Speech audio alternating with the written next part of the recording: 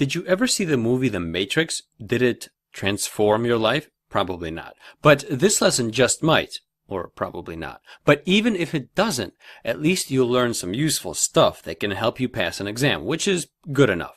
Transformations in math are ways by which a shape, line, or point can be manipulated, be it something like a translation, reflection, or rotation. A matrix in math is a rectangular array of numbers, symbols, or functions, ones that are arranged in rows and columns. Here, we'll focus on how matrices can be used to complete a translation. And I don't mean translation like translating a book from Spanish to English. I mean a mathematical translation, a scenario where every point in a figure is moved the exact same distance and in the same exact direction without being rotated, reflected, or resized.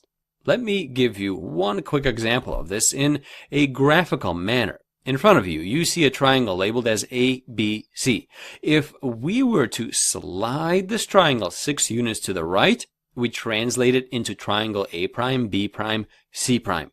We simply move each point of the triangle the appropriate distance and connect the dots to draw our new triangle. That's really all there is to know for our purposes. That was pretty easy. Now that you know how this works visually, let's turn to how this works mathematically with matrices. Remember that I said that when we're performing a translation, we're just moving points around. A point can be represented as x, y, like point A is found at -4, 5 from our prior example. But we can also represent x, y with a coordinate matrix as shown on the screen.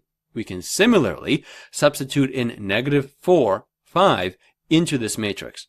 Now that you know this, let's figure out how to translate an entire shape using this knowledge.